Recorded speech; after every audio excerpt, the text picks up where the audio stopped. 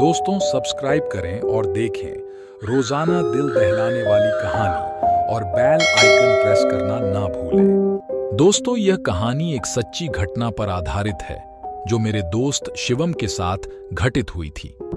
दोस्तों यह घटना आज से करीब 5 साल पहले की है। मेरा दोस्त शिवम जो कि अभी एक जर्नलिस्ट है, जो अपनी करियर की शुरुआत में काम के सिलसिले में कई महीनों तक घर से बाहर रहता था और उसी तरह एक बार उन्हें एक भूतिया कहानी पर न्यूज़ कवर करनी थी जिसमें उसके साथ उसकी पूरी टीम मौजूद थी। वह सबसे पहले एक भूतिया जगह को ढूंढते हैं और बहुत मेहनत करने के बाद उन्हें एक ऐसी ही काफी खौफनाक जगह मिल जाती है और फिर शिवम और उसकी पूरी टीम काम के सिलसिले में वहां के लिए निकल जाती है। वे जगह उनके घर से काफी दूर होती है जिसकी वजह से वहां पहुंचते पहुंचते उन्हें रात हो जाती है और जैसे ही वह सब अंदर की ओर बढ़ते हैं तो कई सारे चमगादड़ उनके ऊपर हमला कर देते हैं, जिसकी वजह से उसके सारे साथी डरने लगते हैं। पर शिवम एक निडर लड़का था। उसने कहा कि यह काफी पुरानी हवेली है,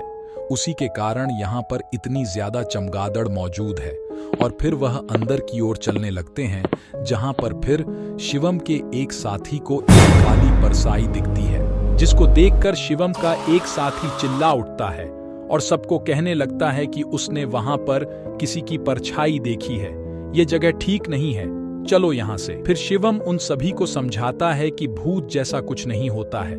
फिर कुछ समय के बाद शिवम को भी एक लड़की की आवाज आ रही होती है जो सिर्फ शिवम को ही सुनाई दे रही थी, जिसके कारण शिवम को भी काफी ज्यादा डर लगने लगता है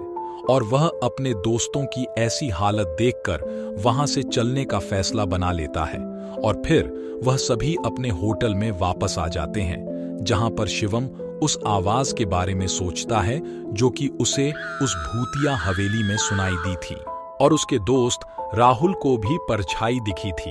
और वह इस सब को सोचते सोचते सो जाता है। और फिर शिवम अगले दिन अकेले उस हवेली में जाता है और बाहर में खड़े चौकीदार से इस हवेली की कहानी पूछता है, जहां पर वह चौकीदार उसे सारी कहानी बताना चालू कर देता है कि काफी समय पहले इस हवेली में एक परिवार रहा करता था जिसमें एक लड़की भी थी जिसे डांस करना बहुत पसंद था, पर उसके परिवार वाले को उसका यह डांस करना पसंद नहीं था और एक बार उस लड़की को दिल्ली में हो रहे डांस प्रोग्राम में जाना था जिसके लिए वह रेलवे स्टेशन में पहुंच जाती है।